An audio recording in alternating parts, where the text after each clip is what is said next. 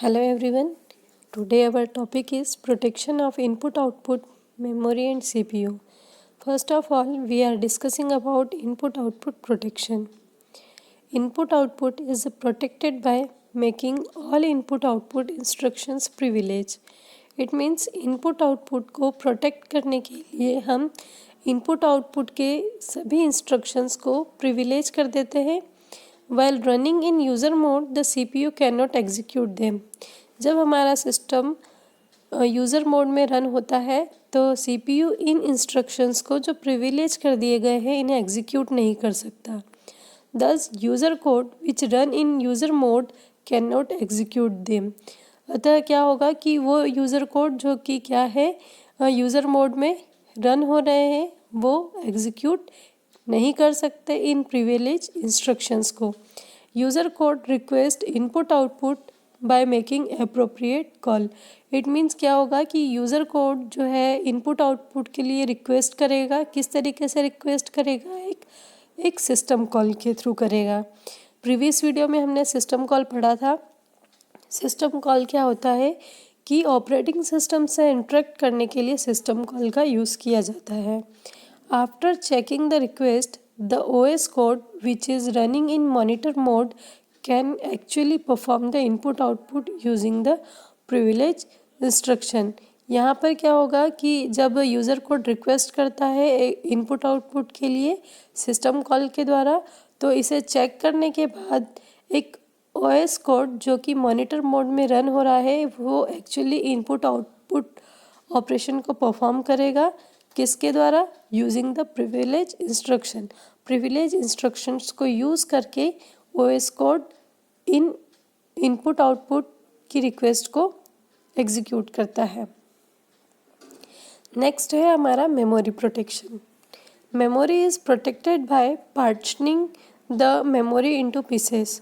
It means यहाँ पर क्या होगा कि मेमोरी को जो है प्रोटेक्शन प्रोवाइड करने के लिए मेमोरीज़ को छोटे छोटे पार्ट में डिवाइड कर दिया जाता है.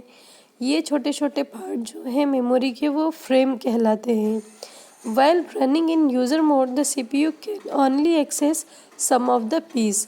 जब हमारा सिस्टम क्या है CPU जो है वो क्या करेगा जब हमारा सिस्टम यूज़र मोड में रन हो रहा होगा तो CPU क्या कर सकता है ओनली कुछ पीसेस को ही एक्सेस कर सकता है. The boundaries for these pieces are controlled by the base register and limit register. जिससे ये बाउंड्रीज जैसे कि किन फ्रेम्स को किन पार्ट ऑफ मेमोरी को एग्जीक्यूट करना है यूज़ करना है और किन्हें नहीं करना है ये ओवरऑल कंट्रोल बेस रजिस्टर और लिमिट रजिस्टर के अंडर में होता है. This register can only be set via privilege instructions. और इन रजिस्टर्स को किसके थ्रू सेट करा जा सकता है? प्रिविलेज इंस्ट्रक्शंस के थ्रू सेट किया जा सकता है. नेक्स्ट है हमारा CPU protection. CPU uses is protected by using the timer device. CPU के प्रोटेक्शन के लिए ये किसका यूज़ करता है? टाइमर डिवाइस का यूज़ करता है.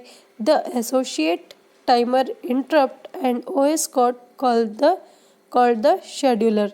जैसे कि कुछ टाइमर इंटरप्ट्स और OS कोड ये क्या कहलाते हैं? शेड्यूलर कहलाते हैं.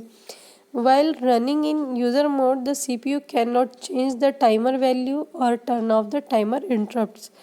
ये क्या कर सकता है कि जब हमारा यूज़र कोड रन होता है तो CPU जो है वो ना तो टाइमर वैल्यू को चेंज कर सकता है ना ही टाइमर इंटरप्ट्स को टर्न ऑफ कर सकता है. Because this require privilege operation.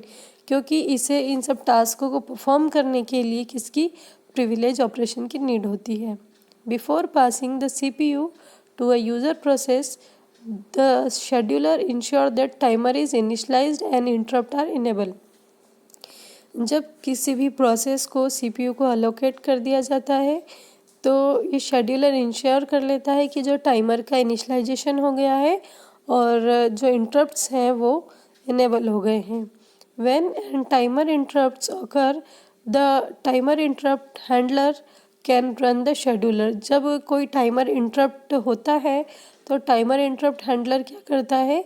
एक शेड्यूलर को रन कर सकता है which decide whether or not to remove the current process from the CPU। अगर ऐसी कुछ प्रॉब्लम आती है तो जो हमारा शेड्यूलर है वो डिसाइड करेगा कि इस प्रोसेस को अबॉर्ट करना है या कंटिन्यू चलने देना है।